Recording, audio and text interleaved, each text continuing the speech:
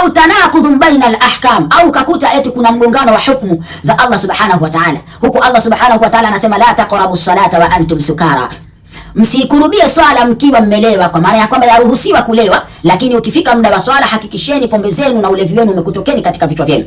Lakini huko katika suratul Maida Allah subhanahu wa ta'ala anakuja moja kwa moja kukata, anasema innamal khamru wal maisir wal ansabu wal azlam rijsun min amali shaitani fajtanibuhu. Allah anakuja kuonyesha kwamba ulevi ni haram mutlaka, haifai kunywa kabisa. Utasema aya hizi zimegongana, la, laisa fil Qur'an tanaqudun baina al ahkam, hakuna mgongano wa kihukumu, bali aya moja ni nasikhun na moja ni mansukhun. Hiyo ni katika ulumul Qur'an. A'udhu billahi minash shaitanir rajim. Bismillahir rahmanir rahim. Alhamdulillahi rabbil alamin. Wassalatu wassalamu ala sayyidina Muhammadin wa alihi at-tayyibin at-tahirin wa sahabatihi al-akhyar ajma'in, amma ba'd.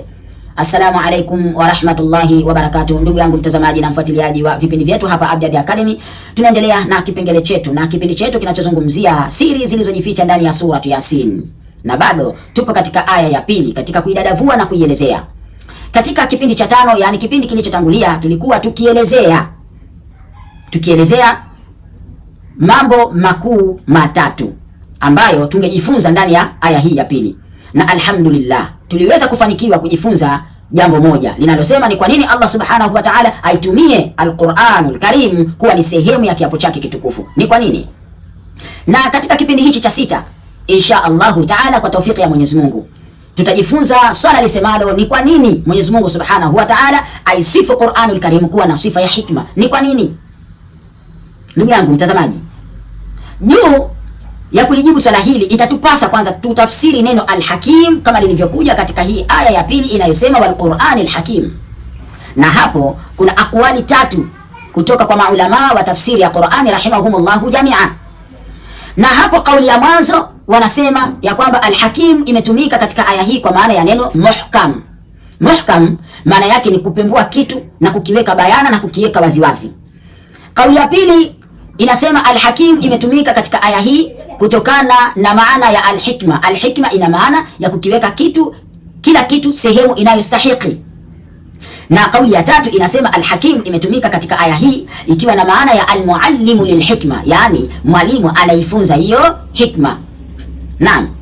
Kwa hiyo waliokuja na kauli ya kwanza inayosema al-Hakim bimaana al-muhkam wamesema ai wal Qur'anil Hakim ai anna al-Qur'ana qad uhkimat ayatuhu wa nudhimat alfadhuhu wa ahkamuhu ala akmal wajh fala tajidu fihi tanaquda wala dharaba wala khilala. Wanasema maana ya neno al-Hakim imekuja kwa maana ya muhkam ikiwa na maana ya kufasirika ya kwamba al-Qur'anul Karim qad uhkimat ayatuhu, yani aya zake zimewekwa bayana, zipo waziwazi kueleweka. Wanudhimat alfadhuhu wa ahkamuhu ala akmal wajh, na hata matamshi yake na hukumu zake kwa maana ya sharia, hukumu za kiaqida, hukumu za upangiliaji wa visa ndani ya Qur'anul Karim vimewekwa na vimeundwa ala akmal wajh, juu ya mfumo uliokamilika na madhubuti. Wakasema fala tajidu fihi tanaqudha wala dhiraba wala khilala, ndani yake huwezi kukuta tanaqudhan, migongano. Huwezi kukuta kauli mbili zinapingana, na ukizikuta zinapingana basi moja itakuwa ni nasikhun na nyingine itakuwa ni mansukhun. Yani kuna aya imetangulia ikaja na hukumu fulani, kisha baada ya muda Allah subhanahu wa ta'ala akaja na aya nyingine kuifuta hiyo. Ile inayoifuta hukumu ile inaitwa nasikhun na ile iliyofutwa inaitwa mansukhun. Kwa huwezi kukuta migongano wala dharaban, wala huwezi kukuta mkanganyiko katika maani, huwezi kukuta mkanganyiko katika al-uslub, huwezi kukuta. Hiyo ndio maana ya neno al-muhkam. Fa ihkamuhu, yani fa ihkamu al-Qur'an al-Karim yadhharu fi, na huwa uwazi wake, ubayana wa Qur'an al-Karim unadhihirika hasa katika vipengele vinne. Kipengele cha mwanzo ni fi salamati alfadhihi min at-tanaqud, yani kusalimika matamshi ya Qur'anul Karim kutokana na migongano. Kisha wansijami maanihi wa tarabutiha, lakini jinsi ya maani zake zilivyoshonana na kufuatana. watarabutiha, na kufungamana na kushikamana, wa diqqati tashri'atihi wa salahiyatiha likulli zamanin wa makan, lakini pia jinsi kanuni na sheria zilizomo ndani ya Qur'an zilivyoenda deep, wa salahiyatiha, na utengenezaji wake na uwekaji wake mambo sawa kuwa ni yenye mantiki, vile vile pia yameenda deep, lakini likulli zamani wa makani, tena katika kila zama na katika kila sehemu. Sharia ya Qur'anul Karim haichagui pahala. Hiyo itumike Marekani, hiyo itumike China, na hiyo itumike Tanzania. Yaani Qur'anul Karim ni kitabu cha ulimwengu, sheria zake ni sharia za ulimwengu, yaliyomo ndani yake yanaufafanua ulimwengu kwa kina zaidi. Lakini kipengele cha 4 ni tawaffuqi akhbarihi ma'a alhaqa'iqi thabita, ni jinsi akhbari zilizoelezwa ndani ya Qur'anul Karim zinavyoendana na matukio yanayotokea kila baada ya muda, matukio yaliyotangulia ambayo tumeyasikia sisi hatukuwepo, na wanazuoni wa tarikh rahimahumullahu jamia walivyoyanukuu katika vitabu vyao vya historia kufafanua, na haya ambayo yanaendelea kutokea na sisi tupo tunashuhudia waziwazi. Qur'anul Karim imeshabainisha. Kwa hiyo tawaffuqi akhbarihi ma'a alhaqa'iqi thabita ni vile akhbari zake zinavyowafikiana na matukio yanayoendelea kutokea kila siku. Huko ndiyo ihkamul Qur'an, ndivyo Qur'ani ilivyokuwa bayana na ilivyokuwa wazi. Sasa twende tukaangalia hichi kipengele kinachosema salamatu alfadhihi min at-tanaqud, kusalimika matamshi yake kutokana na migongano. Wanazuoni wanasema rahimahumullahu jamia, min a'zami wujuhi ihkami al-Qur'an al-Karim anna alfadhahu salimatun min at-tanaqud wal-idtirab, katika namna iliyokuwa kubwa ya uwazi na ubayana wa Qur'anul Karim ni vile matamshi yake kusalimika kutokana na migongano na mikanganyiko. Ma annahu nazala mufarraqan khilala 23 sana, pamoja na kwamba Qur'anul Karim haijateremka kwa mkupuo mmoja ikawa hiyo hapo kutoka sura ya kwanza mpaka sura ya 114. Hapana, pamoja na kwamba Qur'ani imeshuka taratibu kulingana na wakati, kulingana na matukio maalum, ndivyo ambavyo Qur'ani imeteremka kwa kipindi cha miaka 23, aya ya sura ya kwanza mpaka sura ya 114 ndipo ukamilifu wake ulipokamilika. Iliteremka taratibu kwa kipindi cha miaka 23. Pamoja na hilo, fi dhurufin wa ahwali mukhtalifa, katika mazingira na hali zenye kutofautiana. Pamoja na hivyo, bado Qur'anul Karim matamshi yake hayagongani, bado Qur'anul Karim maani zake hazina mkanganyiko wa aina yoyote, na hii ni kuthibitisha ya kwamba Qur'anul Karim ni maneno ya Allah subhanahu wa ta'ala. Wanazuoni wanasema walau kana min kalami al-bashar la dhahara fihi ikhtilafun fi al-uslub au idtirabun fi al-maani au tanaqudun baina al-ahkam. Wanasema lau kama hii Qur'anul Karim ingelikuwa ni maneno ya kiumbe yoyote, basi ungeona kuna ikhtilafu katika miundo yake, ndani yake kuna ikhtilafu. Na hapa tukizungumzia ikhtilafun fil uslub, tunakusudia miundo ya kilugha na kimantiq, tungeona kuna ikhtilafu ndani yake. Na wanazuoni rahimahumullahu ta'ala wakifafanua neno hili ikhtilafun fil uslub, wanasema wal maqsud bil ikhtilafi fil uslub huwa adamu thabati al mustawa al balaghi wal lughawi fil kalam, bihaythu yakunu ba'duhu fi ghayati al fasaha wa ba'duhu dha'ifan aw rakikan, kwa kaf sio kwa qaf, au rakikan, au tataghayaru tariqatu at-ta'bir taghayyuran yadulu ala ikhtilaf fi al-muallif au ikhtilaf halatihi an-nafsiyya.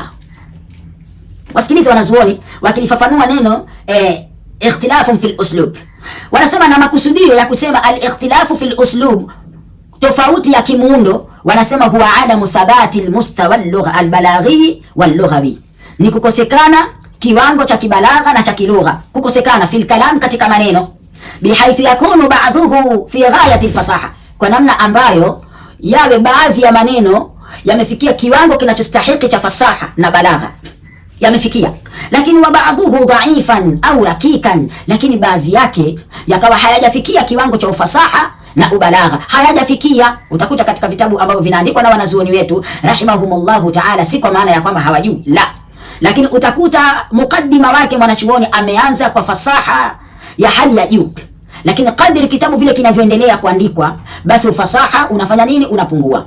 Hii ni kwa sababu ya ima kuchoka au ahwali maalumu ambazo zinampitia mwanachuoni huyu katika kupembua na kupitia, na huko anatakiwa aandike, ubinadamu unampitia katika hali ya kukosea. Kwa hiyo anasahau kwamba alianza kuandika kitabu chake katika kiwango gani cha kibalagha. Kwa hiyo au tataghayaru tariqatu ta'bir, au ikawa kuna kubadilika njia yake ya kujifafanua. Taghayyuran, kubadilika ambako yadullu ala ikhtilafi almuallif, kunajulisha utofauti wa mwandishi yeye mwenyewe, utofauti wake katika kuandika ndani ya kitabu kimoja, kwamba hapa aliandika hivi lakini hapa kiwango mwanachuoni ameshuka. Au ikhtilaf halatihi nafsia, au pia kule kutofautiana kwa hali yake ya kinafsi. Ndio kama vile nilivyosema, nyakati tofauti tofauti, huku anatakiwa aende kadarasishe, huku atakiwa aendelee kuandika kitabu chake, huku ana mikutano mbalimbali, huku aende kufanya suluhu mbalimbali, na huku bado aendelee kupitia vitabu mbalimbali, kuleta fikra mbalimbali, ili kusudi kitabu chake kiwe katika muundo mzuri na wenye mvuto. Kinaanza kwa kiwango cha juu, lakini kadri kitabu kinavyokwenda mbele ndivyo kinavyoshuka kiwango chake cha kiutaalamu. Wa hadha amrun ma'lufun fi kalami al-bashar, na jambo hilo ni jambo ambalo limezoeleka katika maneno ya nani? Ya mzungumzaji. Wewe sikiliza tu hata hutuba tu za Kiarabu ambazo zimeandikwa kwa mikono katika kuyafafanua majambo yanayotukabili, utaona mukaddima alhamdulillah mzuri sana, lakini kadri anavyoendelea chini ufafanuzi wake utaona zipo dosari ndogo ndogo. Si kwa maana ya kwamba hawajui, bali ni hali za kibinadamu. Lianna al-insana yataatharu bizamani wal makan, kwa sababu mwanadamu ana kawaida ya kuathirika kutokana na zama na sehemu aliyopo. Muballigh ambaye atafikisha jambo akiwa ipo Dar es Salaam, jambo hilo litafikishwa katika mtindo tofauti Zanzibar, litafikishwa tofauti Kigoma, litafikishwa tofauti Arusha. Aya ni hiyo, hadithi ni hiyo, hotuba ni ile, imeandikwa, kila mmoja aisome hiyo, lakini ufikishaji utakuwa tofauti. Al-insanu yataatharu bizamani wal makani, anatofautiana zama lakini na sehemu pia. Wal umr, pia wanatofautiana kiumri. Maneno atakayozungumza shekhe mtu mzima ni tofauti na maneno atakayozungumza shekhe kijana, kutokana na hamasa za utu uzima, lakini vile vile zikitofautiana na hamasa za vijana. Wal halatu nafsiyya wa mustawa al khibra, lakini pia hali za kinafsi pamoja na kiwango cha ujuzi, jinsi atakavyokuja fikisha mjuzi zaidi habari yake si sawa na nitakavyofikisha mimi. Yeye atafikisha kwa kiwango cha juu zaidi, lakini mimi nitafikisha katika kiwango cha chini zaidi, kwa sababu yeye ni a'lamu minni, yeye ni mjuzi zaidi kuliko mimi. Kwa hiyo Qur'anul Karim tunaposema ikhtilafun fil uslub, tunalimaanisha hili ya kwamba kukosekana kiwango cha sawasawa katika ubalagha, lakini vile vile katika misingi mingine ya kilugha kwa maana ya ufasaha. Au idhtirabu fil maani, au mkanganyiko katika maani zinazopatikana ndani yake. Hapo utakuja kuona katika visa mbalimbali ndani ya Qur'anul Karim jinsi vilivyonukuliwa. Kisa hicho kimoja utakikuta kipo katika suratul Qasas, na hicho kipo katika suratul Taha, hicho katika suratul Ash-Shu'ara. Kisa ni hicho, lakini Mwenyezi Mungu Subhanahu wa Ta'ala hajaleta mkanganyiko katika ufafanuzi wa visa hivi. Allah Subhanahu wa Ta'ala yale aliyoyaelezea katika suratul Qasas, akija kuyaelezea katika suratul Taha, utakuta anaelezea katika namna yake, kiasi ambacho ukiunganisha aya zinazopatikana katika suratul Taha na aya zinazopatikana katika suratul Qasas na zile zinazopatikana katika suratul Shu'ara, utakuta unapata kitu kimoja kizima madhubuti, al-Qur'an. Au tanaqudun baina al-ahkam, au kakuta eti kuna mgongano wa hukumu za Allah Subhanahu wa Ta'ala. Huku Allah Subhanahu wa Ta'ala anasema la taqrabu salata wa antum sukara, msikurubie swala mkiwa mmelewa, kwa maana ya kwamba yaruhusiwa kulewa, lakini ukifika muda wa swala hakikisheni pombe zenu na ulevi wenu umekutokeni katika vichwa vyenu. Lakini huko katika suratul Maida Allah Subhanahu wa Ta'ala anakuja moja kwa moja kukata, anasema innamal khamru wal maisir wal ansabu wal azlam rijsun min amali shaitani fajtanibuhu. Allah anakuja kuonyesha kwamba ulevi ni haram mutlaka, haifai kunywa kabisa. Utasema aya hizi zimegongana? La, laisa fil Qur'an tanaqudun baina al ahkam, hakuna mgongano wa kihukumu, bali aya moja ni nasikhun na moja ni mansukhun. Hiyo ni katika ulumul Qur'an. La taqrabu salata wa antum sukara, aya inayosema msikurubie swala ikiwa mmelewa, kwa maana ya kwamba mnaweza mkalewa, lakini mkija katika swala basi hakikisheni pombe zenu na ulevi wenu umekutokeni katika vichwa vyenu, na kwamba inaruhusiwa. Aya hii ilitangulia katika kukataza ulevi kwa utaratibu. Kisha Allah subhanahu wa ta'ala alipowaona wameshazoea, wanaweza wakakurubia sehemu za ibadati wakiwa hawana ulevi, Allah subhanahu wa ta'ala akaja na qat'i ya moja kwa moja kwamba innamal khamru rijsun min amali shaitani fajtanibuhu, ulevi, pombe ni haram mutlaqa, jiepusheni nayo, ni katika matendo ya shaitani. Hapa Allah amekataza moja kwa moja. Hii ni nasikhun, imekuja kuifuta hukumu iliyotangulia ambayo itaitwa mansukhun. Kwa hiyo laisa fil Qur'ani tanaqudun baina al ahkam, hakuna mgongano wa kihukumu ndani ya Qur'anul Karim, hakuna. Na ukiona kuna mgongano ni kwamba khibra yako ni ndogo, khibra yako haijafikia kiwango kinachotakiwa cha kuifahamu Qur'anul Karim. Bado urudi darasani, wanazuoni wakakufundishe zaidi. Lakini ndugu yangu mtazamaji, lakini Qur'an hii baqiya ala nusuqin wahidin fi alfasahati walbalaghati walijaz, bado imeendelea kubakia katika muundo wake ule ule mmoja, fungamano lake la ndani lile lile moja, shonano lake la ndani lile lile moja, fi alfasaha, katika ufasaha wa matamshi yake, walbalagha na ubalagha wake, lakini walijazi, pamoja na kuwa ni muujiza wake upo vile vile. Quwwatul Qur'ani fi zamani as-sabiq, nguvu ya Qur'ani katika zama iliyotangulia ndio quwwatuhu fi hadha zaman, ndio nguvu yake katika zama zetu hizi, Qur'anul Karim.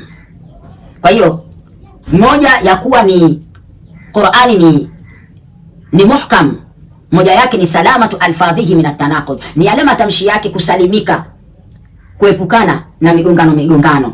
Na katika hali ya kuthibitisha ya kwamba Qur'anul Karim ni maneno ya Allah subhanahu wa ta'ala na ni muujiza wa Allah subhanahu wa ta'ala, si maneno ya kiumbe.